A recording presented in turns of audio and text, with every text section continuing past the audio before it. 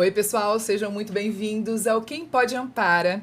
Hoje nós estamos aqui com dois biólogos, a nossa representante das mídias digitais de Ampara Silvestre, que é a Joana. Vocês podem aí conhecê-la dos bastidores, das vozes, dos vídeos que a gente publica. Bem-vinda, Jo. Obrigada pelo convite, Ju. Tô sempre nos bastidores, então agora acho que é legal esse frente a frente, né? Sim, Diferente. Não, ela participa, vocês vão entender o motivo dela estar aqui com a gente hoje. Mas o nosso grande convidado especial de hoje é o Felipe Feliciani, que é biólogo e é estrategista de onça pintada na WWF Brasil. No WWF, gente, já tô falando e me corrigindo aqui, porque é engraçado, a gente já imediatamente acha que é a organização, mas o W é um fundo, né? Exatamente.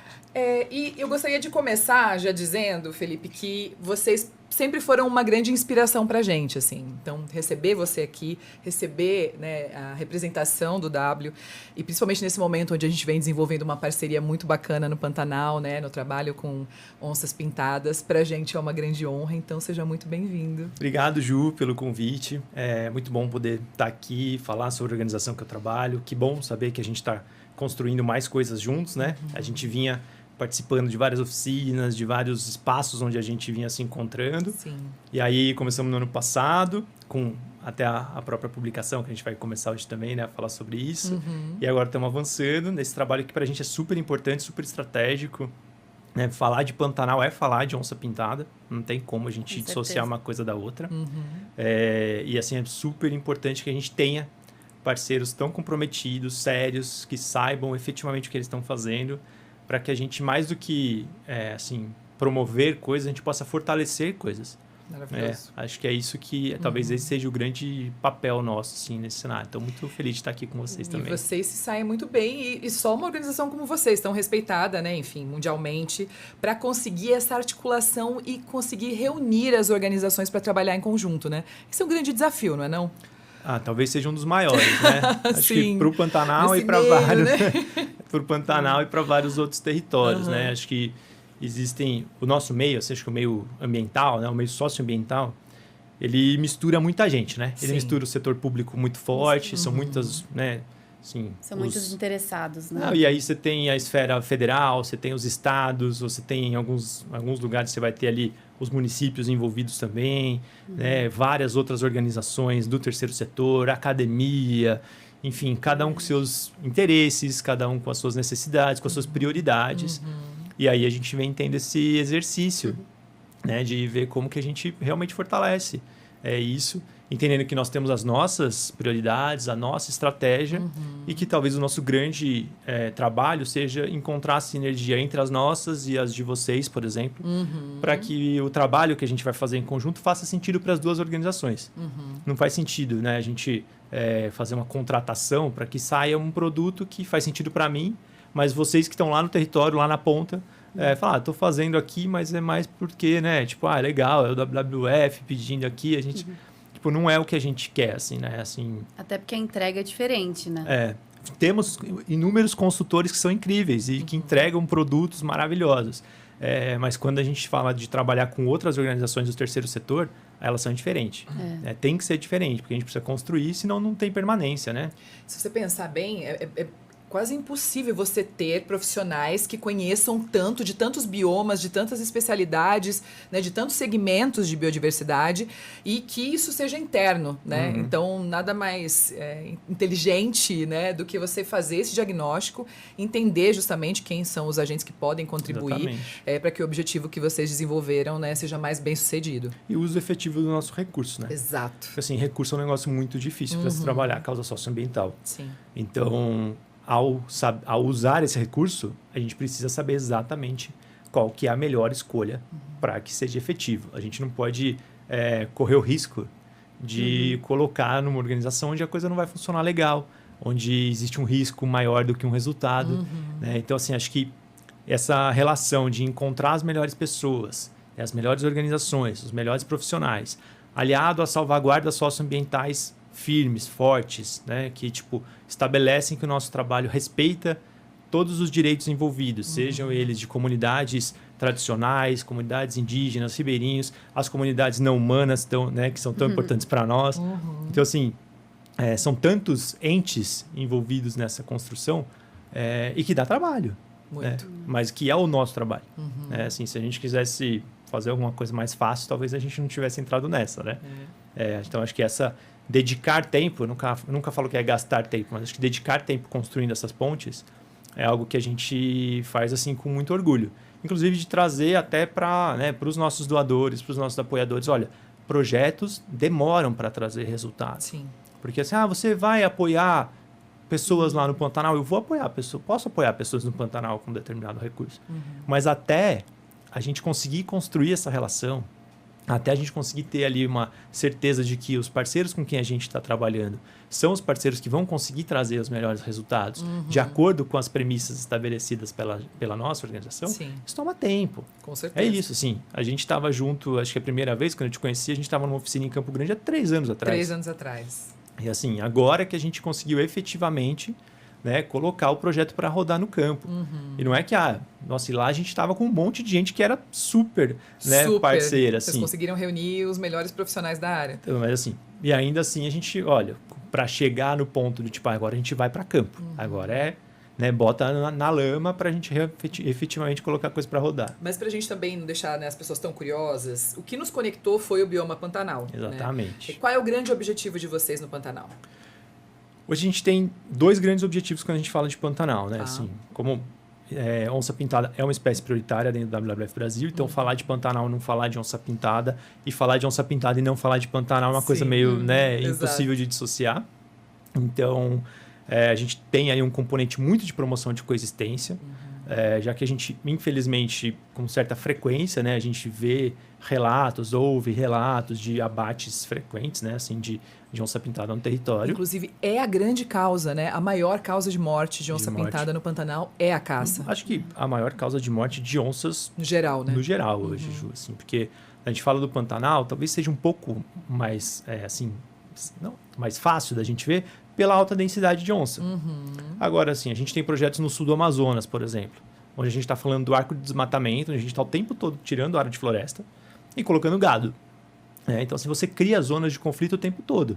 E são áreas onde a gente ainda tem altas densidades de onça. Talvez a gente não tenha a densidade que a gente tem no Pantanal, mas a gente ainda, assim, você joga uma câmera em campo, alguns dias você começa a registrar onça pintada lá. Então, assim, a gente sabe que existe.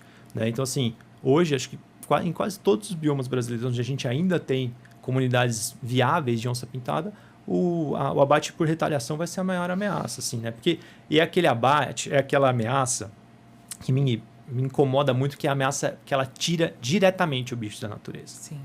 A gente tem outras... Da forma mais covarde possível. Mais covarde possível. A gente tem outras ameaças, Assim, não vou, de forma alguma, elencar, mas assim, a gente pode falar de desmatamento, é uma baita de uma ameaça para a onça pintada. Mas ela é indireta.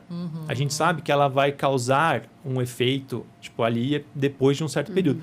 O abate não. O abate, assim, acabei de tirar um predador topo de cadeia mega ameaçado de extinção na natureza.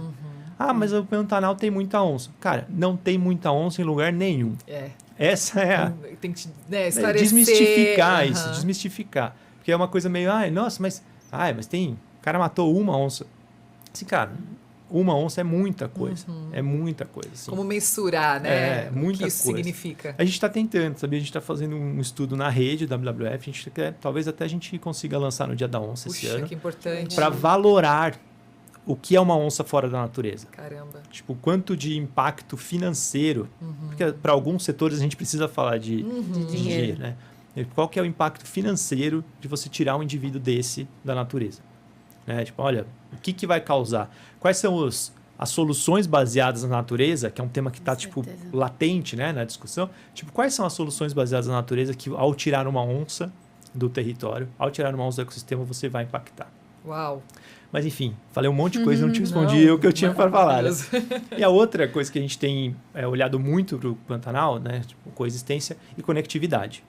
Assim, a gente precisa garantir conectividade para a fauna como um todo, mas a onça é sempre um bom guarda-chuva quando a gente fala de conectividade, pelo tanto que o bicho anda, pela necessidade de território. E o Pantanal ele é um bioma com pouquíssima área protegida quando comparado com outros biomas brasileiros. Assim, A gente precisa ter mais áreas, tanto que existe um movimento privado fortíssimo para conseguir ter áreas né, protegidas no Pantanal. É o que está conseguindo algum resultado em relação a isso, É né? o que segura ainda, né? A gente tem pouquíssimas áreas protegidas, acho que é coisa tipo de 4% do Pantanal é protegido, né? Alguma coisa assim. É nada, assim, né? Um bioma super sensível. Então a gente precisa olhar para isso. E a conectividade com as cabeceiras do Pantanal também, né? Que já é um território de cerrado, como que a gente também consegue promover isso? Para a gente falar isso também de forma mais simplificada, essa conectividade seria a interligação de corredores para que a biodiversidade esteja protegida, ou enfim, possa se translocar entre uma região e outra. Isso. E que na real está tudo conectado, né? A gente tenta olhar porque assim, para a gente, né, conseguir endereçar dois grandes temas, né? Mas assim, não foge muito. A gente tem mudanças climáticas, grandes ameaças de mudança climática. Quais são as grandes ameaças? Desmatamento, secas, incêndios lá, todas elas, ou várias delas potencializadas os incêndios, por exemplo, potencializada pela ação humana direta, né? Mas assim, então eu tenho os grandes efeitos de mudança climática. Isso então diminui a conectividade, né? Porque eu perco corredores.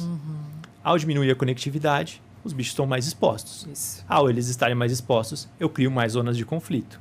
Ao criar mais zonas de conflito, eu tenho mais caça de retaliação. É isso. Então, assim, a gente, né, assim... Tá tudo associado. A gente encontra dois temas, assim, dentro disso, mas é uma grande narrativa que funciona para Pantanal, funciona para Amazônia, para a Mata Atlântica. A Mata Atlântica, né, a gente brinca que a Mata Atlântica é a Amazônia, né, de amanhã, assim, né? Assim, o movimento de abertura das áreas da Amazônia é o que a gente viu na Mata Atlântica há 70, 80 anos atrás.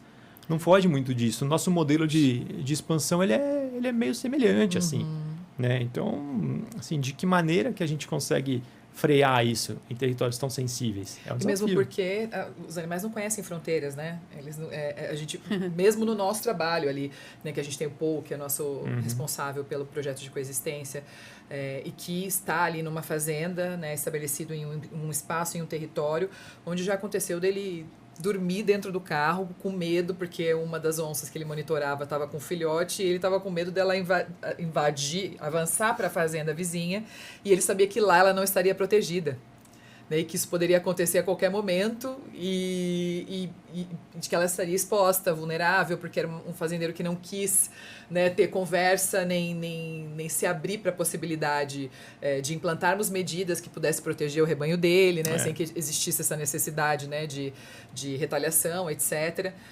Então, cabe a nós, né, criarmos justamente essa possibilidade de protegê-los.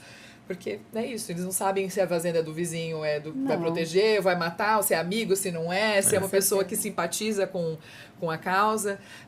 E até indo nessa linha, né, da necessidade que a gente sentiu, que foi que a gente, né, criou alguns projetos, algumas frentes de atuação. Você pode falar desse primeiro momento em que nós estivemos juntos, quando você reuniu os principais profissionais, né, que trabalham com onça no Brasil, e o documento que foi gerado a partir disso? Claro. Acho que foi super legal, né? Assim, foi uma experiência incrível, né? Porque a gente fez um diagnóstico anterior ainda àquela oficina, né? Quem liderou esse diagnóstico para a gente foi o Ricardo Bulhosa, do Instituto Procarnívoros, um pantaneiro de coração, né? Ele conhece aquilo tudo com uma palma da mão. E eu que conheço pouquíssimo de lá, converso com ele, ele fala, não, porque a fazenda do fulano, a fazenda do fulano. Eu falo, Ricardo, ou a gente abre um mapa que você me mostra do que você está falando, ou simplesmente não vai funcionar. Mas ele fez um primeiro diagnóstico com a gente, então algumas fazendas no Pantanal Norte, algumas fazendas no Pantanal Sul, né, aplicando a metodologia que a rede WWF vinha utilizando para diagnosticar conflito com tigres. E aí a gente adaptou essa metodologia para usar com onça aqui. E aí agora até os aprendizados do que a gente conseguiu fazer aqui fizeram com que a rede revisasse o modelo para tigres também. Olha. Então agora a gente tem um novo, né, chamava SAFE, que era uma abordagem SAFE. E agora ela chama C2C, que é Conflict to Coexistence. Né? Tipo, então, assim, é bem um impacto grande.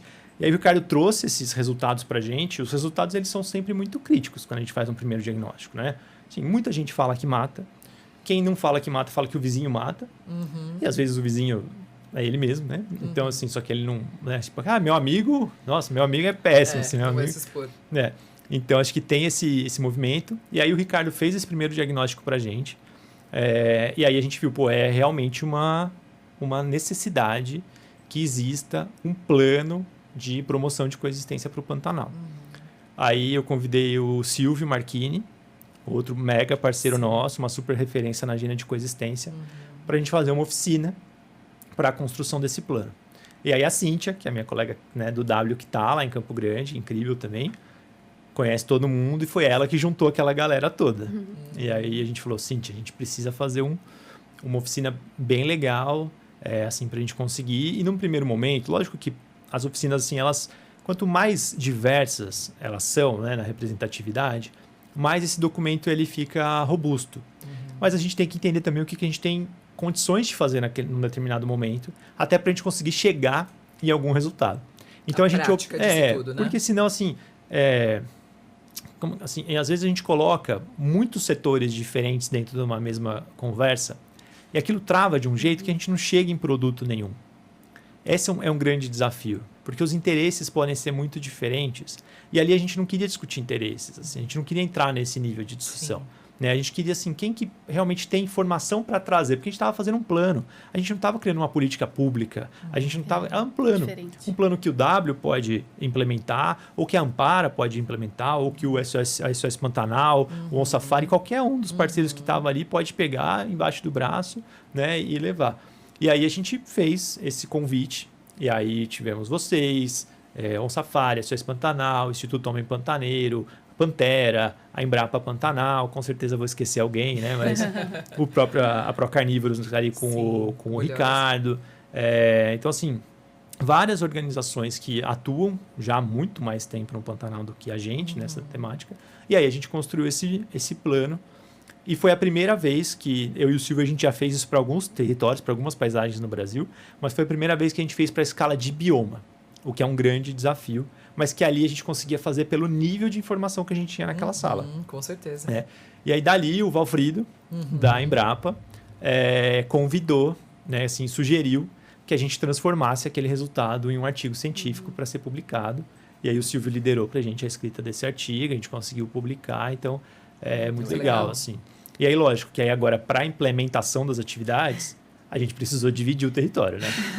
Aí a gente criou ali um Pantanal Norte e um Pantanal Sul, porque assim, a gente não tem nem pessoas, nem recursos, infelizmente, né? Adoraríamos, para trabalhar o bioma todo de uma vez, né? Então a gente criou, fez Etapas. 2 recortes. Tem que ser, né? Tem que ter um pouco. Mas assim, a gente já está conseguindo trabalhar um pouco no sul, um pouco no norte, que já é super diferente também a realidade entre as duas, né? Os dois estados do Pantanal, assim, né? É engraçado que pouca gente sabe, né? Pouca gente. Quando você fala de Pantanal, todo mundo acha que é o mesmo estado, uma que é uma coisa coisa só. só. E até mesmo a complexidade de 3 biomas num único lugar, né? Também, muito mas que legal buga a cabeça das pessoas quando você vai falar sobre Pantanal. Você tem que distinguir, né? Sul e norte, sempre. Sim, e principalmente as características que diferem e a necessidade que é distinta, né? Entre um lugar e outro. Então, por isso que é tão complexo. Super complexo. Né? E o que o torna tão especial. Né? Que a gente fala, por que o Pantanal? Vamos lá, vou te explicar. Ou então só levando você até lá para as pessoas entenderem, né? Realmente é algo que você é picado uma vez só e aí você não consegue mais, né? Enfim, deixar de trabalhar com o Pantanal. Agora, sobre essa segunda, né, etapa, enfim, de trabalho que a gente, né, começou a compartilhar, de onde que veio a ideia de desenvolver o manual para animais resgatados em situação de fogo? Basicamente de vocês, né? Sim. Não, acho que vai muito nesse modelo de que a gente, quando a gente identifica um parceiro legal, que tipo, vai ser legal trabalhar com essa organização. A primeira, eu tenho assim, premissa assim, minha, eu nunca faço uma primeira conversa com o parceiro falando o que eu preciso. Porque, tipo, assim, vocês estão lá, né, com as agendas de vocês, com as estratégias de vocês, e a gente precisa entender aonde que as coisas se encaixam, onde que as coisas se fortalecem. Que é o diferencial de vocês. É por isso que vocês atuam tão bem com outras organizações. Né? Acho que vai nisso. Em prática, Pra né? aprender a ouvir também, né?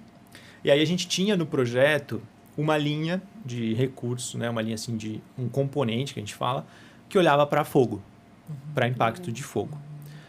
E a gente falou, nossa, o que dá para a gente fazer pensando em fogo com uma escala legal, que a gente consiga fazer não era muito recurso naquele momento, tipo, assim, mas o que a gente conseguiria fazer assim, que realmente trouxesse resultado? Porque eu poderia fazer, por exemplo, uma capacitação de alguma coisa, mas assim, talvez fosse uma coisa que não era o que a gente precisaria ou que faria causaria um impacto tão significativo naquele momento, né? E aí a gente teve uma primeira conversa, né? A gente, o Maurício e tal. E aí vocês falam, a gente tem um material assim, aí caiu como uma luva, assim, porque, né, assim, existe, e assim, olhando, né, Ju, quando a gente conversou sobre esse guia, a gente não esperava que a gente estaria passando tão rapidamente por novos incêndios, assim, na escala que a gente está passando, né? Exato. A gente fala, precisamos ter, que legal que a gente vai ter a oportunidade de criar um material onde a gente consolide as experiências da Ampara nos incêndios passados, para que quando eventualmente voltar a acontecer, exista isso. Acho que tinha um objetivo muito claro nosso, né, de que fosse um material que funcionasse para os gestores das áreas protegidas. Exato. Acho que isso era importante para vocês também, né?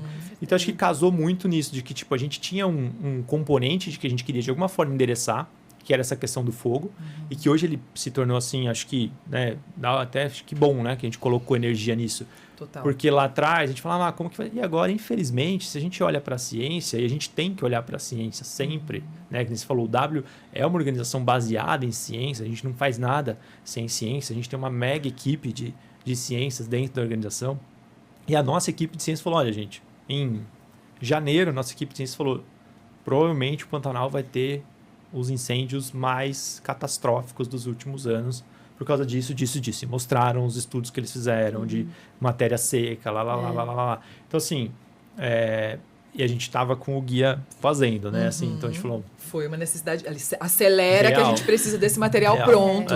Precisamos disso na mão. E aí, assim, que bom que era alguma coisa que vocês tinham. Acho que esse é um exemplo bem legal, assim, né?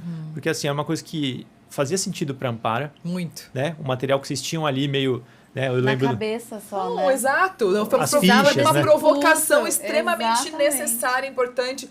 Porque isso, muitas vezes, né, a gente tem aquela vivência, tem a experiência.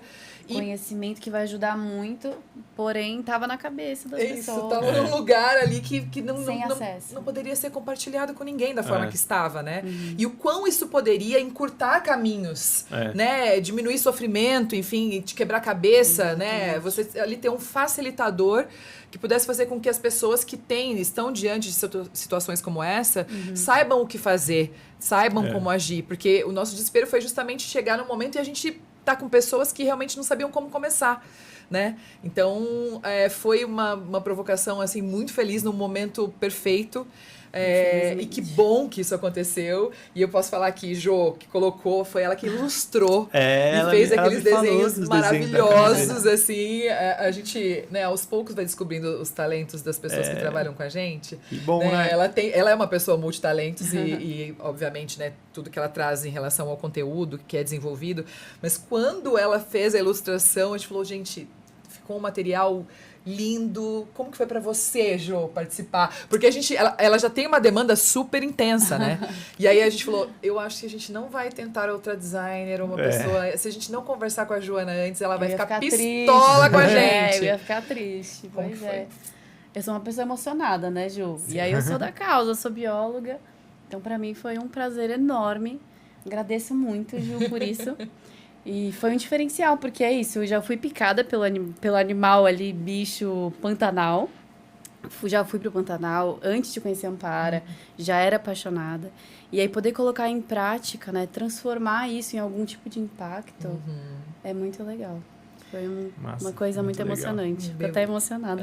E ver a criação, né, porque participar de um produto como esse, né, de um material como esse, e que vai impactar tantas pessoas, e a gente espera que, né, tenha um alcance, que fique, né, acessível para os profissionais, que é o que a gente fala muitas vezes.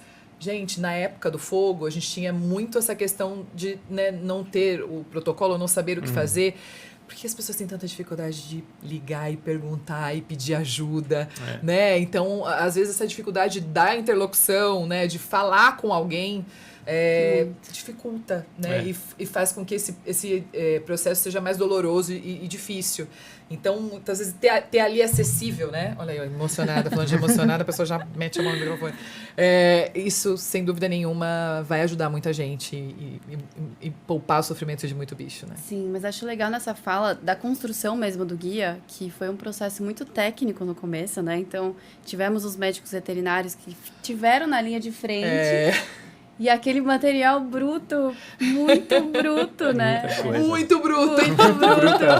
Tem que agradecer o né, o Maurício, que confiou também em mim para a gente ter esse processo de readaptação, porque o principal objetivo do guia é tornar esse tipo de conhecimento acessível, as técnicas, as ferramentas, para quem não é da área, né?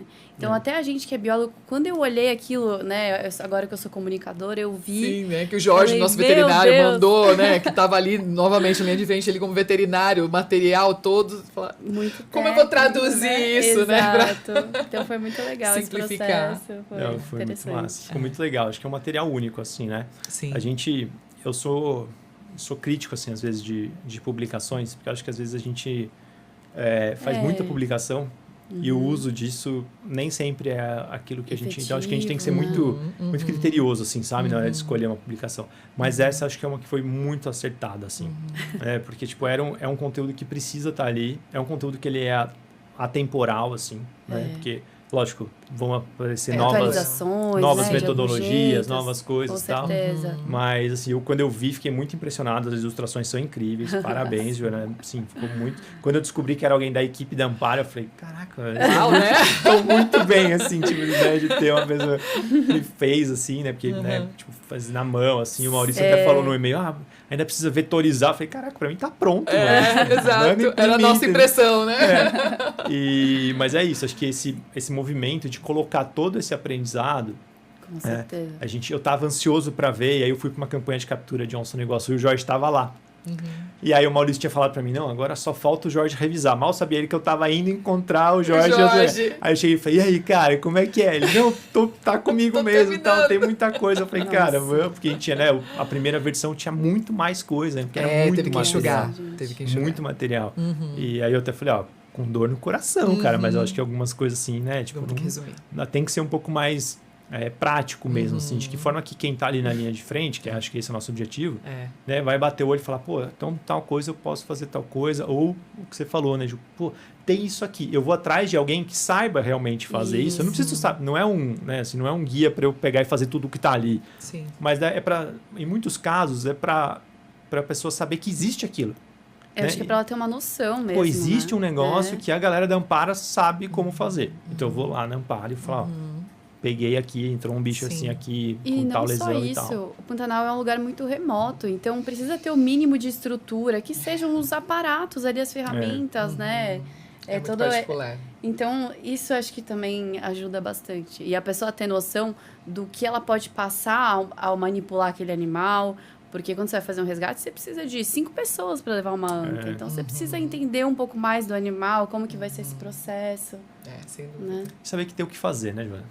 Porque, assim, exatamente, que legal. Acho que tem uma coisa também, que quando a gente dá publicidade para esse tipo de informação que vocês tinham ali, a gente tira uma galera de uma determinada zona de conforto do tipo, tem uma anta machucada aqui, mas não sei o que fazer com ela. Não sou eu, não é comigo. Eu tentei ligar pro Estado, eu tentei ligar pro IBAMA, eu tentei ligar pro... Mas ninguém pode vir aqui resgatar. Então, assim, a gente também cria uma coisa do tipo, olha, tá aí, pelo menos alguma coisa dá para você fazer. Para você tentar, de alguma forma, minimizar. É isso que você está falando, cara. A gente tá bem o suficiente para poder perder uma anta da natureza de forma tão tranquila assim. Eu nem estou falando de indivíduos, que eu, como biólogo, eu tento falar pouco de indivíduos, né? A gente sofre um pouco com isso. Mas, tipo, a gente tem... Assim, as antas estão tão bem, assim, de que a gente fala... é só mais um indivíduo, né? Eu acabei de falar das onças. Tipo, qual que é o impacto da gente perder uma onça queimada? A gente viu agora, nos incêndios, imagens horríveis de filhotes de onça morta. Sim, horríveis. Tipo, qual que é o impacto ecológico? Vamos, né, levar para uma questão, assim, bem fria, assim, né? Tipo, qual que é o impacto ecológico da gente perder filhotes de um predador topo de cadeia num bioma como o Pantanal? A gente não sabe. A gente não sabe. Né? Então, assim, é tão impactante que a gente nem sabe. E até você falou sobre essa questão de vocês, né, terem feito o diagnóstico, né, que é um trabalho do W também, né, do entendimento da característica do fogo, de como ele funciona. Né? Nesse momento a gente está vivendo na prática toda característica do queima, a reignição ou do volta da turfa, de como funciona essa característica do fogo do Pantanal, se faz queima, se não faz queima, né? Como que vocês entendem essa questão da característica do fogo do Pantanal e suas complexidades, assim? É uma ciência, né? É uma ciência, né? É uma ciência. Acho que, assim, a gente tem que entender que existe uso, né, do fogo em determinadas, de determinadas maneiras, mas a forma como isso deve ser feito ou pode ser feito, ela tem que ser, assim, muito criteriosa, né? Com certeza. Assim, porque a gente tem uma impressão assim, tipo, mas o Pantanal é um brejão, é alagado. Você pode botar fogo ali. Uma hora vai chegar num lugar que está alagado e vai parar. Você não vai perder o controle. Tem um pouco disso. Só que assim, a gente está enfrentando secas nunca antes vistas na história, né, da humanidade. Então, assim, talvez, ainda tentando passar um pouco de pano para quem faz um uso assim, tentando ser um pouco compreensivo, né, o cara que está fazendo ali ano após ano e talvez há 30 anos atrás realmente existisse uma área alagada que seguraria o fogo dele, mas tipo, se hoje não existe mais isso, então assim, acho que o mundo todo tem mudado muito. Muito. Essas práticas também precisam mudar. A gente precisa considerar essas mudanças. Lógico, a gente precisa valorizar o conhecimento que existe ali, o conhecimento tradicional. Com certeza. Existe necessidade do uso, ainda é tão necessário o uso. A gente está, por exemplo, para o cerrado. O cerrado é um bioma que queima. Naturalmente, o cerrado queima. É que costumo dizer a mesma coisa do Pantanal. Todo ano o Pantanal queima, né? Então, assim, mas eu acho que queima, mas assim, né? De que forma que a gente consegue olhar para isso de um jeito assim mais criterioso? Porque assim, eu tenho assim, quantos desses focos que a gente viu aí nesses últimos meses a gente pode falar que foram tipo efetivamente tipo assim, perda de controle? Entendeu? Alguém que foi fazer ali uma queima controlada e perdeu. Às vezes não é nem pela maldade mesmo, é só porque quer limpar a inexperiência área. ou, Exato, inexperiência. Isso, sempre fizemos. Meu pai fazia, meu avô fazia, vou fazer. Não dá nada, Só que você pode perder o controle disso. Com certeza. Sim, o sul do Amazonas, que eu falei agora, é exatamente a mesma coisa. O norte do Mato Grosso, o sul do Amazonas, é exatamente a mesma coisa. É assim, a gente precisa limpar essa área aqui. Vamos botar fogo. Cara, se vem ali, você perde o controle, você vai entrar na área de floresta, vai entrar na área do seu vizinho. Do mesmo jeito que o Paul estava preocupado, né, com a onça entrando na área do vizinho, com o fogo as pessoas não se preocupam. Pois é. Tipo, né, assim, então, são coisas assim, acho que entender, né, assim, o uso do fogo pelo pantaneiro, assim, é uma coisa. Mas acho que a forma como, assim, tudo está sendo revisto. E acho que a gente vai precisar rever cada vez mais. Porque o mundo está diferente. Sim. Não necessariamente o que funcionou lá atrás funciona para os dias de hoje em dia. Com errado. Todas essas influências, né, e interferências que aconteceram, né, que mudou as características. Isso realmente precisa ser revisado e reentendido. Acho que a questão, né, do que carregou-se de cultura até aqui, sem dúvida, como você falou, é muito importante, são lições que devem ser ouvidas, né, experiências que devem ser ouvidas, mas não dá para a gente desassociar uma coisa da outra, né, entender em que momento estamos, como é que estamos, né, qual que são as novas características. Muita gente diz que o Pantanal não vai mais voltar a ser o que era. Né, o que está acontecendo é irrecuperável. Tempo, né, encher mais. Irrecuperável. Tipo, se a gente for pegar, a nossa equipe de ciências levantou esse dado histórico, né? Qual que era a frequência com que você tinha secas tão severas no Pantanal nos últimos, 200 anos? Se ia ter uma seca dessa a cada, né? Não vou falar porque eu chutaria um número qualquer, mas efetivamente não era com 3, 4 anos de diferença que nem a gente está tendo agora. Então, tipo, não dá tempo. Tipo, de 2020, que foi quando a gente teve os incêndios, né? Que queimou, sei lá, 28% do Pantanal. Talvez agora acho que a gente já queimou mais, né? De lá para cá, a gente teve aí 3 períodos chuvosos. E qual que é o volume de chuva que a gente teve nesses 3 anos? Não, Será que foi suficiente para a gente conseguir recuperar? E aí, né, assim, a gente começa a ter um monte... A gente tem mais área seca, a gente vai começar a ter mais área com uso de gado, porque para muita gente é interessante que seque. Porque daí eu consigo colocar mais gado. Sim. Só que eu coloco mais gado onde quem usa aquele território? Os predadores. E aí eu crio mais zonas de conflito. Sim. Então, assim, essa é uma questão, assim, quando a gente olha para as espécies com que a gente trabalha, e por isso que é tão importante a gente falar de conectividade ao mesmo tempo. Porque, assim, a gente está perdendo conectividade todos os anos. O trabalho que o Valfrido faz de conectividade na Embrapa Pantanal é super importante. Super importante. E como que a gente consegue promover? O recurso que a gente tem hoje para trabalhar no Pantanal, ele vem da iniciativa da rede que chama Wildlife Connect. É exatamente para falar de conectividade. É que a gente consegue trazer... então, olha, o fogo impacta. Então, a gente consegue apoiar uma publicação que fala de fogo. Coexistência é impacto. A gente precisa falar sobre isso. Quais são os planos futuros para o Pantanal com os projetos? Acho que tem um movimento bom agora que está acontecendo, que é de várias capacitações, né? Que o Paul está fazendo, parte das capacitações lá com a gente. O Paul, o Diego também, que é super um baita profissional. O Rafael, né? Que era da...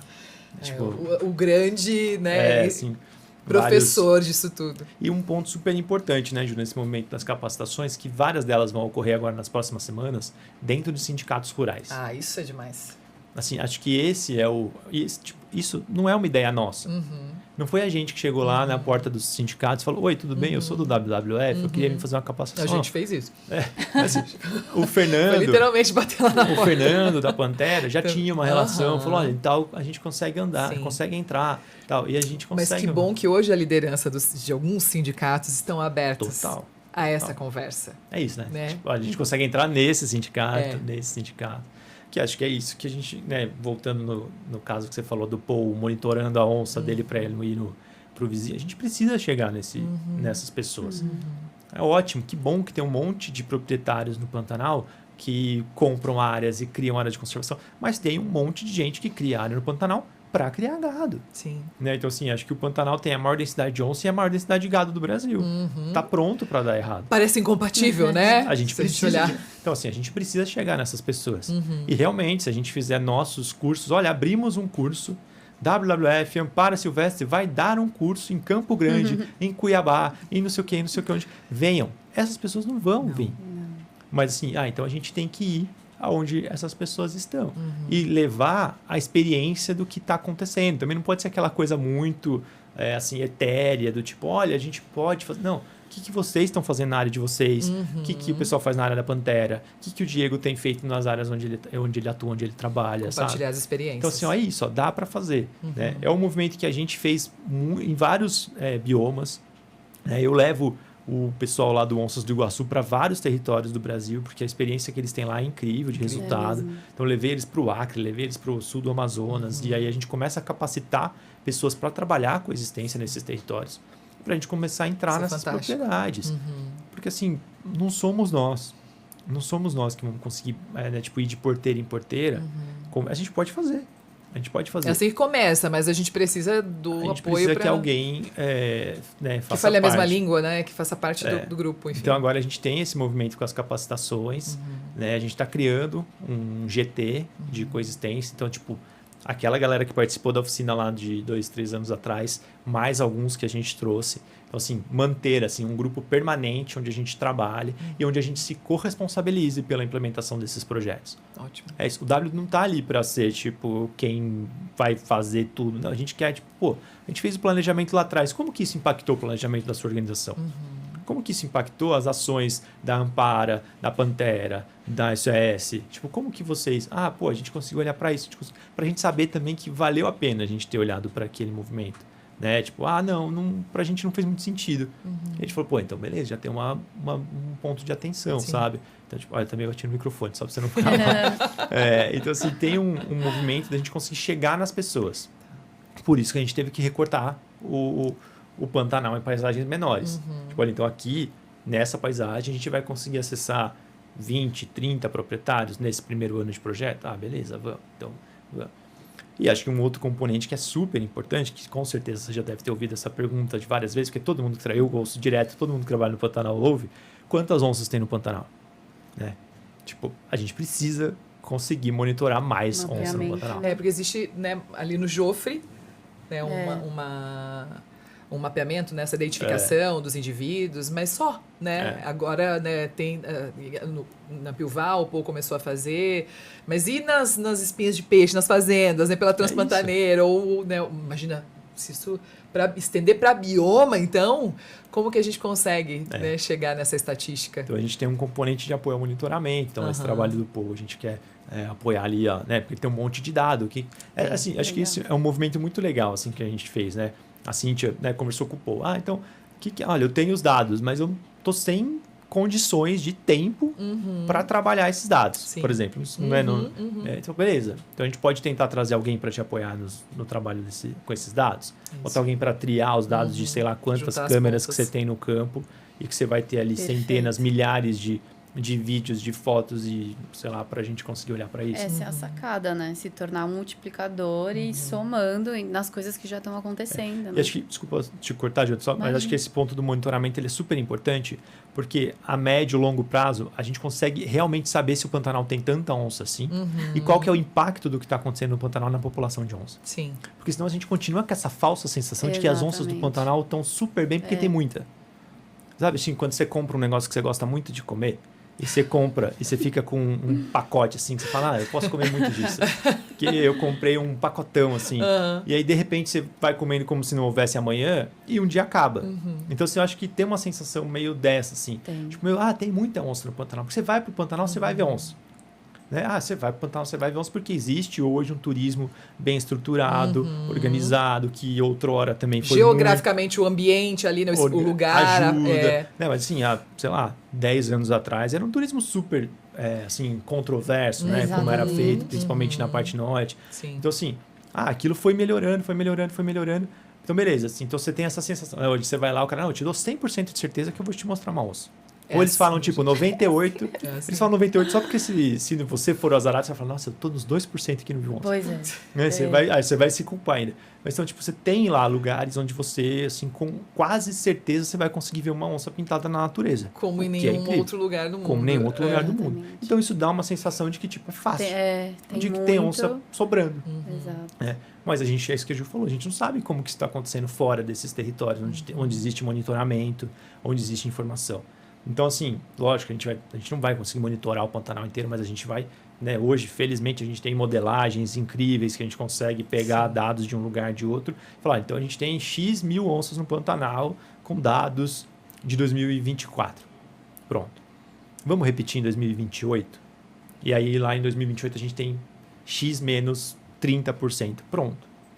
Essa é a informação que a gente tem para outros biomas. Assim, não com, talvez, né? Mas assim, principalmente onde tem pouco, né? Infelizmente. Mas assim, a gente consegue trazer urgência para o assunto. Né? Em 2016, o Agustín Paviolo, que é um pesquisador argentino, publicou um artigo sobre as onças da Mata Atlântica. E o título do artigo era Onças da Mata Atlântica, lógico que eu vou errar o título aqui, mas era basicamente tipo, um bioma em risco de perder o seu principal predador. Porque o dado foi que existiam menos de 300 indivíduos de onça pintada na Mata Atlântica. Foi um escândalo. Você levanta, você bota um holofote em cima dessa situação. Você fala, louco, 300 indivíduos num bioma inteiro. É uma extinção. É uma extinção. Você tem extinção local. E assim, a gente tem, nós como brasileiros, a gente tem que lembrar que boa parte das onças estão do lado argentino. Né? Quando a gente cruza a fronteira, a gente tem uma pequena população no Iguaçu, uma pequena população na Serra do Mar. O resto a gente tem indivíduos, né, tipo, meio isolados e tal. Então, assim, a gente ter essa informação ajuda nós, como terceiro setor, aí a academia trazendo embasamento pra gente, do tipo, precisamos olhar para isso. E aí a gente vai bater na porta dos nossos apoiadores. A gente vai levar isso para a mídia de uma forma que a gente consegue graças às nossas equipes de comunicação. Desenvolver políticas públicas, ajudar né, nessa influência. Então a gente precisa saber isso. Tipo, o turismo de onça no Pantanal é super importante. Super importante. E é uma ferramenta de conservação incrível para a conservação de onça no Pantanal. Mas ele não pode deixar a gente achar que tem onça sobrando. Eu acho que não pode deixar para fazer o estudo quando sobrar só 300 onças. Exatamente. Então a gente tem que começar agora. Exatamente. É bem por aí. E é mostrar para A mais B, né? É isso que você falou. Tipo, não ficar no imaginário e aqui. Olha o número. Os dados, os números, né? Mostram. Então é isso. Assim, um outro componente que a gente tem olhado bastante é isso. A gente vê. E, de novo, não somos nós que vamos pegar e sair colocando 1 milhão de câmeras, que a gente não tem também. Tipo, 1 milhão de câmeras para colocar. Mas a gente sabe, vocês têm, o OnSafari tem, a Pantera tem. Tipo, o que falta para a gente... E aí dentro desse GT de monitoramento, por exemplo, de coexistência, também chega nesse assunto do monitoramento. Pô, vamos ver como que essas metodologias conversam? Como que o Paul está fazendo lá? Como que outra pessoa está fazendo aqui? Será que esses dados, se a gente colocar alguém para olhar esses dados, consegue fazer uma análise que converse? A gente fala, então a gente não tem mais os... Né, o Paul tem uma área amostrada de 30 mil hectares. Pô, é muita coisa. Né? Tipo, pô, o outro pesquisador, a outra pesquisadora tem mais 15 mil aqui, mais 20 mil ali. Quando a gente vê, a gente já consegue modelar alguma coisa legal. Entendeu? Mas às vezes isso está um pouco separado, porque as pessoas estão ali, assim, aí não tem julgamento de valor nenhum, porque é um trabalho muito duro. E as pessoas estão ali no trabalho delas, tentando fazer o trabalho delas. Sim. Talvez a gente possa tentar trazer essa visão um pouco mais de bioma mesmo, assim, né? Como que a gente traz uma abordagem de paisagem para trazer essa informação. Os dados isolados, né? Se eles não valem nada. Não. A gente pode ter um histórico incrível da área onde o Paul amostra. Então, se o Paul faz lá bianualmente, o Paul faz, então ali a gente vai saber o que está acontecendo. Mas ali vocês estão atuando. Né? Ali as ameaças podem estar menos impactantes, o impacto delas pode ser menos drástico, porque existe a atuação de vocês, existe a atuação de outros detentores. E que nem você falou, e na espinha de peixe lá do Pantanal? O que está acontecendo? E para isso a gente precisa construir essas redes, né? Fortalecer essas outras parcerias, essas outras organizações, para a gente conseguir levantar mais informação e entender o que está acontecendo. E até, né, obviamente, vocês ouvem muito, a gente ouve o tempo todo, né? Mas espera aí, vocês estão falando com pecuaristas? São eles que destroem Gente, vamos estourar a nossa bolha. Porque, de novo, do lugar aqui, se a gente ficar só conversando com os nossos pares, né, ou com quem pensa como a gente nunca vai estourar a bolha e a gente nunca vai conseguir, enfim, alcançar quem precisa ser alcançado, expandir a atuação. Vocês são muito criticados por isso, assim, porque a gente sofre, assim, bastante. sempre que traz algum parceiro ou que fala, olha, conseguimos aqui entrar nesse lugar. Diálogo, né? Exato, nesse diálogo. Não, a gente é bastante criticado, né? A gente já trabalhou assim com vários setores, assim, né? O setor da pecuária, a gente trabalha com a soja. A gente tem um programa interno da WWF ali, grande agricultura. Mas assim, a gente é um país Agro. Não tem como negar. E assim, e alguns territórios nossos, né? Alguns biomas nossos, vide Pantanal, vide Cerrado, assim, existe uma pressão. Então, assim, ou a gente tenta conversar com esses setores para que a forma de atuação desses setores seja menos impactante, ou é o que você falou, a gente vai ficar falando com nós mesmos. A gente pode ficar numa mesa dessa dias reclamando. Exato. Isso. É fácil apontar e falar, ele é que é o culpado. Né? E é muito confortável. Exato. Muito confortável. Dá você fala, tá ali esse setor ou essa empresa é péssima, eu não falo com ele. Lógico, existem, né, setores e empresas com as quais a gente não conversa. Né? Existe, assim, critérios, né? Mas, assim, e algumas delas a gente precisa conversar. Mas acho que, assim, tem um certo... Não sei bem, assim, que palavra usar, assim, mas tem um certo idealismo por trás do terceiro setor que às vezes parece que é errado fazer isso. Assim, esses diagnósticos de conflito que a gente faz, quase todos, vou falar todos eles, a gente chegou em caçadores. Pessoas que viram pra gente e assumem que caçam.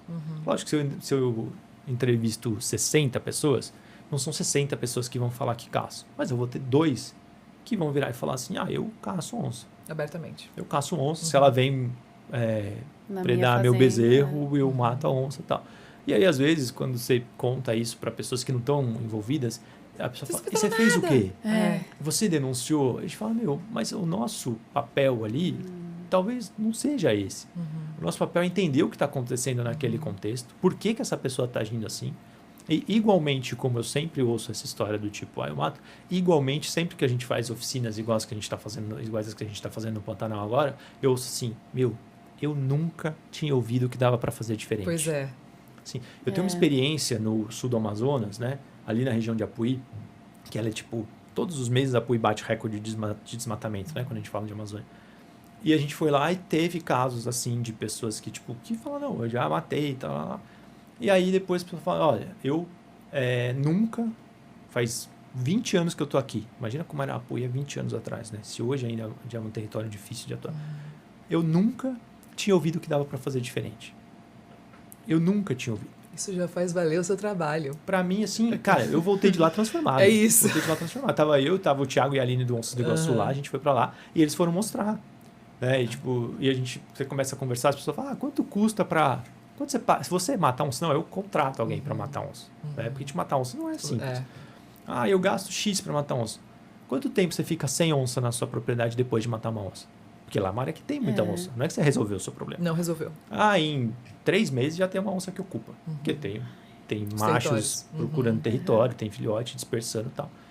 Então, posso assumir que por ano você tem que pagar um abate de umas 4 onças. É mais ou menos isso. Então, você gasta 4x. E se eu te falar que essa propriedade aqui, ó, com meio x, ela foi adaptada e esse proprietário não tem mais nenhuma predação nos últimos 4 anos. Aí a pessoa fala, nossa. Então, assim, né, a gente precisa...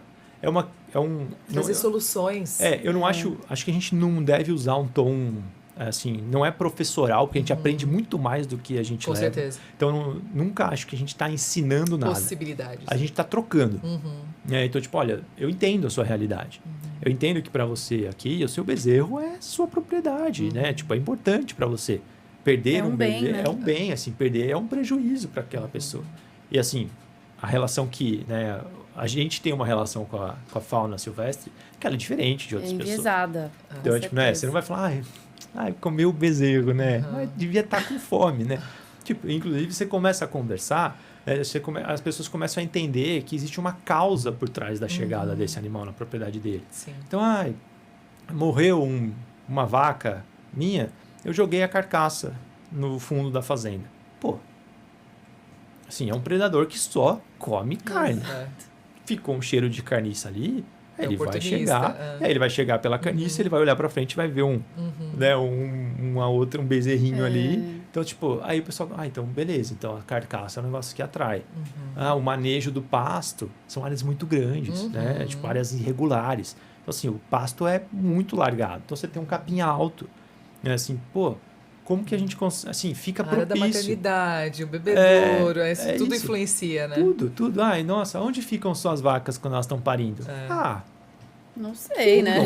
Às vezes elas vão e elas voltam com o bezerro depois de um dia. Então imagina, né? Uma vaca que acabou de parir, então tipo, tem sangue, tem o cheiro de uma placenta, um monte de coisa. E uma onça rodando, porque essas propriedades estão encostadas em áreas de floresta.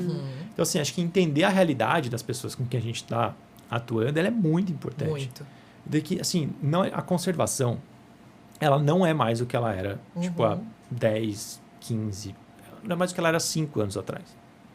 Assim, trabalhar conservação da natureza hoje é trabalhar, tipo, com muito respeito e entendendo que, tipo, se a conservação ela não for inclusiva, ela vai ser fracassada. A gente não faz sozinho, é isso aí. Tipo, não existe conservação que não seja inclusiva hoje. E ela tem que ser inclusiva para todo mundo que queira ser incluído. Entendeu? Tipo, se é o pecuarista, mas se o pecuarista está disposto a ir no Sindicato Rural de Poconé, participar de uma capacitação, ouvir o Rafael, o Paul, o Diego, ouvir o WWF, cara, esse cara já é um cara diferenciado. Com toda certeza. Entendeu? Se ele se abre para essa ideia... Se ele vai lá, se ele sai, a gente já sabe é o primeiro que é passo. Difícil. E lá onde tudo é longe. Né? Tipo, Exatamente. o cara vai sair tudo da propriedade dele, só a gente sabe quanto tempo o cara demora, às vezes, para ir da propriedade até a cidade, participar. Às vezes fica mais de um dia participando de uma atividade, sabe?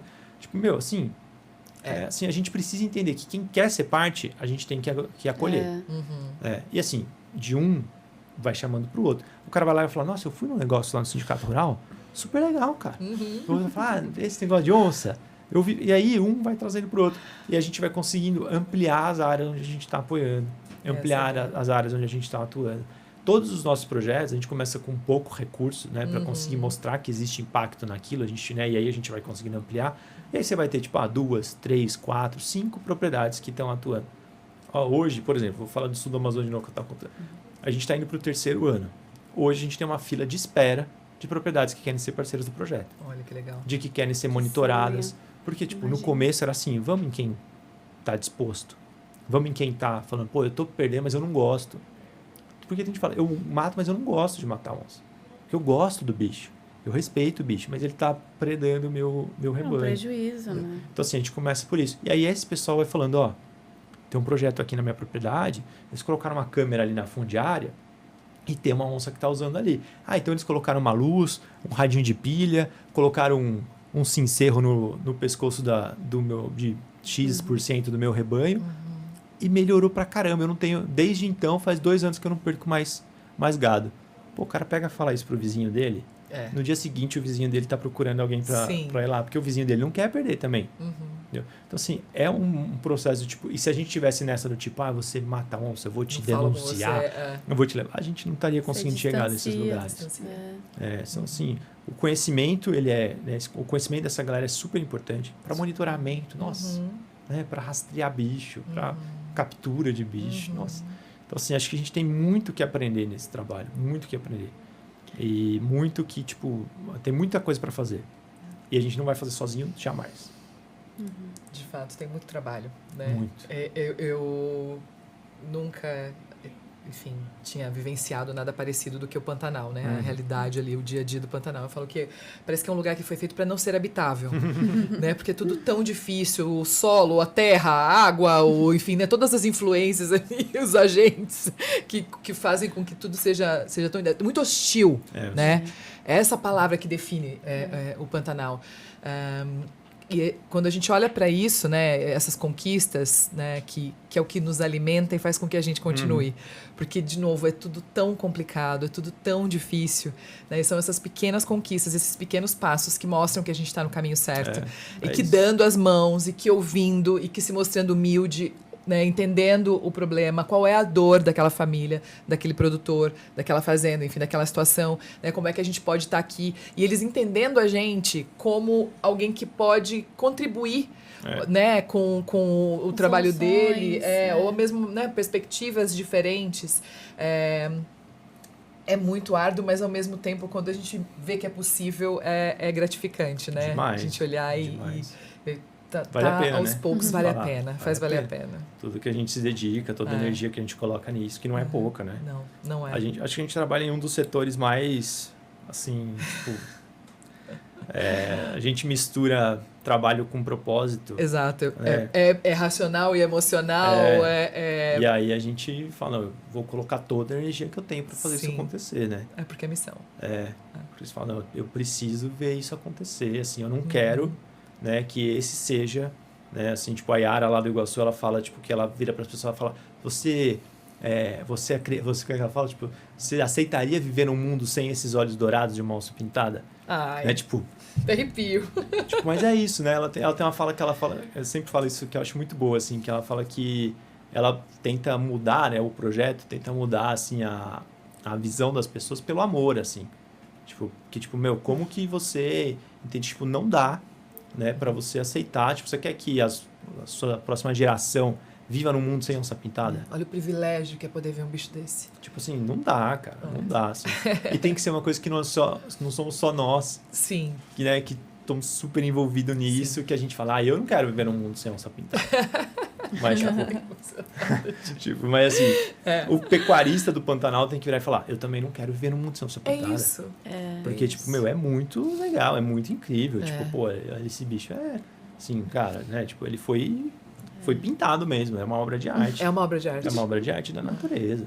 Tipo assim, não sei se é porque a gente é muito emocionado com essa pintada mesmo, a gente acha isso, mas, cara, é brincadeira, né? É um bicho incrível, assim, né? Tipo, pá, eu gosto de muitos bichos, mas, assim, cara, é outro nível, assim, né? É outro nível. Né? De beleza e de poder, né? De poder, de potência, né? De potência, isso aí. Tipo assim, não à toa que diversas, quase todas as etnias ancestrais latino-americanas tinham nas onças como deuses. É né? isso. Como deuses, Que bom que a gente pensa assim, que a gente...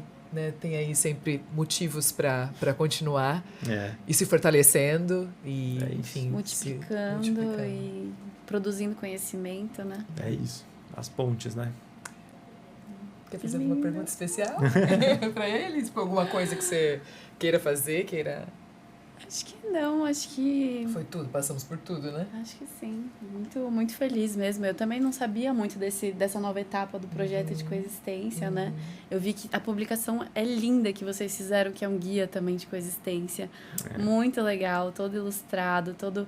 É isso, tem que trazer pro público, tem que furar a bolha, tem que se colocar no lugar do próximo. E o W faz isso de uma forma muito legal, que a gente aprende muito com esse processo. Acho que esse material que você falou é um material que foi bem legal pra gente, porque acho que a gente quis fazer um material que contasse histórias de 3 biomas. E 3 biomas que estavam em momentos diferentes. Então você tem o Iguaçu, que historicamente já trabalha há muito tempo com isso. Tem esse projeto que a gente vem fazendo no sul do Amazonas, que já tem aí uns 2, 3 anos de atuação. E tem o Pantanal, que estava nesse estágio da gente de diagnosticar, construir. Acho que é importante a gente trazer isso para que, assim, o público que tem acesso a essa informação entenda que não é um negócio que vai acontecer de um dia para o outro. Assim, tipo, o status que você tem hoje, né, no Iguaçu é uma coisa que foi construída assim, com muito esforço, muito recurso. Hoje você tem uma equipe justa, assim, né, mas uma equipe muito boa, muito comprometida, mas que é 100% dedicada à coexistência lá. Então, assim, hoje, né, se você tiver uma predação na sua propriedade no entorno do Iguaçu, dentro de 24 horas você vai ser visitado pelo Projeto Onças do Iguaçu. Tudo bem, a gente está falando do entorno do Iguaçu, que é um território... mas, assim, a gente mas tá falando muito ali, interessante, ainda tem ali viagens ali de 3, 4 horas, né, para você fazer a volta inteira do parque, assim, para você chegar, assim, tipo, não é uma coisa tão simples, né? Lógico, se a gente for pensar em Pantanal, a gente precisaria ter vários desses grupos de respostas. Diz que conflito. Criar um telefone, liga que eu vou aí na sua fazenda te ajudar. Não, mas acho que sabe que isso é um grande desafio, cara. Na agenda de Tigres, é uma coisa que deu muito resultado foi a criação de grupos de resposta rápida. Olha, porque, temos assim, essa possibilidade, né? Acho que isso é uma coisa que está muito no meu radar, assim, de conseguir viabilizar. Muito bom. Porque assim, a gente tem essa coisa de o atendimento proativo, tipo, então eu tenho pessoas, tenho um grupo que visita as propriedades conforme elas vão, né? Tipo, eu tenho ali 10 propriedades que eu visito periodicamente para levar informação e garantir que ali dar essa assistência. Sim. Mas existem outras propriedades em que elas não estão sendo visitadas e que, assim, a gente não é difícil também se ouvir um negócio assim, olha, na primeira vez que uma onça aparecer na minha propriedade, eu vou procurar ajuda. Na segunda, não. Né? Tipo, então, assim... Por isso que essa resposta precisa ser rápida. Precisa ser rápida. Então, só que é isso. Assim, você precisa, é caro, né? Porque você precisa ter gente, você precisa ter ter carro. Você precisa, tipo, em territórios longos, né? Tipo, onde os deslocamentos são muito longos. Tipo, é isso, não é? Você vai, tipo, sei lá, vocês têm a base de vocês lá. Então, tem um grupo de resposta na base da Amparo. Qual que é o raio que esse grupo consegue atender? Porque, tipo, também não posso falar, então agora vocês vão atender todo o Pantanal Norte, beleza? Porque a gente, se dependesse da gente falaria, né? Sim, podemos. Vamos. Deixa com a gente. Só que num determinado momento, tipo, olha, eu tenho um raio ali, sei lá, de 100, 200 quilômetros, né? Chutando números, né? Que daria pra gente atender. Quantas propriedades existem nesse raio? Tem uma ciência por trás disso também pra gente entender, né? Mas, assim, foi uma virada de chave nos trabalhos com tigres, com leopardo das neves, né? Assim, tipo, ter pessoas... e às vezes, né? Não é o caso muito do Pantanal por conta dessa questão de ter poucas áreas protegidas, mas sim, a própria área protegida, em determinado caso, lá no Butão, tem uns trabalhos incríveis com isso, que tipo, as áreas protegidas têm as suas equipes capacitadas para atender. Então, tipo, teve uma predação, teve um avistamento muito perto da casa de um tigre. E assim, vamos lembrar, né? Acho que vale a pena a gente falar que diferente de tigres, de leões, onças pintadas não comem gente, né? Tipo, né, assim... Existe um raríssimas exceções de ataques a pessoas. Tigres atacam pessoas com muito mais frequência, né? Então, assim, a gente é privilegiado. O nosso predador, ele é muito mais exigente na dieta dele. Maravilhoso. Então, assim, se você... Ser humano, ieca. Então, tem um risco grande ali. Então, aí, tipo, as equipes das áreas protegidas estão prontos para ir atender. E aí, pode colocar ali alguma coisa para mesmo para entender se foi ou não, né, um predador, porque muitas vezes a causa da morte é outra e a gente sabe como os grandes felinos são oportunistas, acabaram né, indo se alimentar da carcaça e tal, porque isso acontece com muita frequência. De causa. Às vezes é o cachorro do vizinho. A culpa vizinho. sempre é da onça, mas não necessariamente foi ela que matou o animal, né? É assim, quando você tem uma onça, quando aparece uma onça em algum território, ela vira culpada de tudo o que acontece naquele território. Né? Seja uma predação, seja, né, tipo... então assim, é super importante. Por isso que assim, a gente fala, às vezes uma câmera, uma armadilha fotográfica que você coloca num fundo de uma propriedade, numa carcaça, resolve a vida. Porque, tipo, vamos ver aqui então, matou ontem, vamos ver quem aparece aqui. E aí você coloca lá no dia seguinte, aparece o cachorro do vizinho. Entendeu? Porque, tipo, o cachorro do vizinho tá mal cuidado, tá mal alimentado, tá solto, fica solto, começa a sair, né? Fica meio feral, assim, e preda um carneiro, preda um bezerro, um frango. E aí, tipo, mas tem onça aqui, porque a gente mora perto da onça. Então, com certeza foi a onça. Então, assim, mostrar isso é super importante também. Né? Porque assim, olha, gente, beleza, pode ser uma onça. É uma onça. Temos que dar uma investigada, né?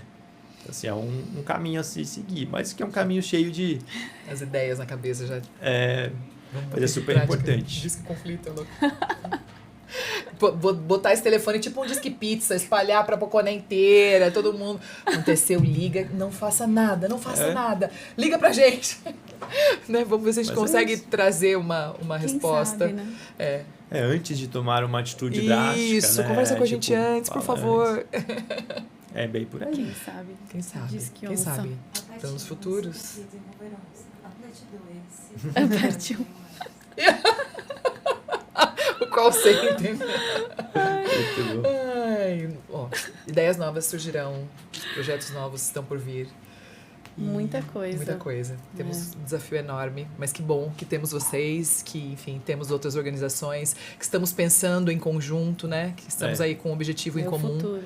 É isso. Torna mais possível. Com certeza. Acho que é muita coisa pra gente tentar fazer sozinho. Qualquer organização faz sozinho. Do mesmo jeito que os governos não conseguem fazer sozinhos e a gente, como terceiro setor, a gente precisa ocupar esse espaço. Acho que nós, como terceiro setor, também não vamos dar conta de fazer tudo. Né? A emergência climática coloca a gente num cenário ainda mais crítico, em que coisas que talvez a gente fizesse de forma proativa, qual que é o nosso plano para daqui a 5 anos? A gente pode ter o que a gente quer fazer para daqui a 5 anos, mas eventualmente a gente vai precisar revisar ele de ano em ano, porque a coisa está mudando numa rapidez assustadora. E a gente tem que estar pronto para responder. E assim, responder demanda isso, demanda parceiros engajados, parceiros comprometidos nos territórios, que conhecem o território, que conhecem as lideranças do território, sejam elas políticas, sejam elas comunitárias. Acho que esse é a grande virada de chave assim, que a gente, né, passou assim, e que acho que é a forma como o terceiro setor tem se organizado. Acho que não cabe muito mais um terceiro setor que não consegue trabalhar de forma participativa, colaborativa. Concordamos totalmente. Não vou falar que não acontece, eventualmente acontece, mas acho que, né, tipo, tem muito isso. Assim, a gente sempre fala, o W não é um implementador de projetos. Né? A gente implementa projetos, mas assim, de forma muito eventual. Assim, nossos projetos eles são implementados graças aos parceiros que estão na ponta. Vocês são articuladores. A equipe do W não dá conta. Né? Tipo, não sou eu que vou conseguir fazer tudo que a gente faz com onça, né? Ou eu e a Cíntia, que somos toda a equipe de onça do W Brasil, tipo, que vão conseguir trabalhar em 3 biomas, não sei quantos milhões de hectares. Não somos nós. A gente precisa identificar quem está lá e fortalecer quem está lá querendo fazer. Né? Tipo, dar protagonismo para essas comunidades que estão lá, protagonismo para essas organizações que estão lá. Acho que isso é assim, a conservação ela não se faz de outra forma mais. Que privilégio nosso, né? Poder passar as nossas vidas trabalhando né? Nisso. Eu falo, a dor e a delícia. Né? Mas acho que o saldo está positivo, né? Pelo menos para mim, assim, eu sempre acho que o saldo está positivo. Tem muita coisa que é muito sofrida. A pessoa, se você estivesse trabalhando, tipo, sei lá, 8 horas trancafiada num lugar para, tipo, gerar lucro para uma pessoa que você não sabe nem quem é. Tipo, fazendo uma coisa que você não gosta, uma coisa que você não acredita. Tipo, somos privilegiados. E que bom que estamos multiplicando, né? Que as organizações estão ampliando suas capacidades e a gente está aos poucos, né, no Brasil, implantando a cultura de doação e fazendo com que as pessoas confiem mais no terceiro setor. Profissionalizando o terceiro setor, né, gente? Acho que é uma coisa que, tipo, eu sempre trabalhei no terceiro setor. Eu tô, tipo, com 20 anos já de terceiro setor, né? 20 anos de biólogo aí, tipo, E é uma coisa que eu sempre achei muito, tipo, o terceiro setor precisa ser mais profissional, mais profissional. Era muito mal visto também, né? Mas era muito caseiro também. Então por causa dessa... Tipo, junta o pessoal, monta uma ONG. É tal, isso. Mas é isso aí, esses grupos, eles não têm, né, capacidade. Né? Quando não tem essa profissionalização, é difícil executar um projeto grande. Então não adianta vir um mega fundo e falar, não, eu vou colocar X milhões de reais na sua mão. Tipo, se você não tem... Medo, né? Assim, as organizações não... Então, assim, isso é um movimento que tem rolado muito, assim, eu vejo hoje muitas organizações, mesmo organizações menores, que conseguiram se profissionalizar e conseguem rodar projetos complexos, monitoramento complexo, administrativo, financeiramente complexo. E as organizações rodam, giram, porque, tipo, investiram em capacitar pessoas. Tipo, a gente que é da área ambiental, beleza, a gente tá lá, tem o nosso nicho, mas a gente precisa no terceiro setor de bons advogados, de bons contadores, de bons comunicadores. De todo mundo. Porque, assim, senão a gente fica lá e fala, nossa, tenho a Falando melhor equipe técnica ambiental possível, mas eu não consigo prestar contas do meu projeto porque eu não tenho ninguém que sabe fazer direito ali esse movimento, sabe? Então, tipo, é muito importante que as organizações estejam se profissionalizando, se organizando, porque, assim... A gente se fortalece como setor. Total. E como resultado, né? Isso. Bem executado, você vai ter bons resultados. Isso. Bons resultados vão trazer mais investimentos, mais resultados. É uma bola de neve. Né? Papo bom. A gente poderia ficar aqui horas e horas e passar o dia inteiro conversando. Mas chegamos ao fim da nossa conversa, do nosso MesaCast, da sua participação aqui conosco, que foi muito rica. Papo maravilhoso. Mandem para os seus amigos, mandem para as organizações, mandem para os empresários, mandem para todo mundo. Isso aí. Né, para conhecer um pouquinho mais sobre tudo que está sendo feito, os planos. E a gente espera poder desenvolver muitos projetos em parceria. Legal. Que a gente consiga sucesso nos nossos objetivos. Obrigada mais uma vez. Obrigado pelo convite. Obrigada, adorei estar aqui Felipe. com vocês. Muito legal. Que bom que a gente está junto nessa caminhada. Estamos. Parabéns pelo trabalho de vocês, pela base lá. Sei que não é fácil manter uma base, uma estrutura daquela. Não é. Então, parabéns, boa sorte e seguimos juntos. Obrigada, gente. A gente fica por aqui.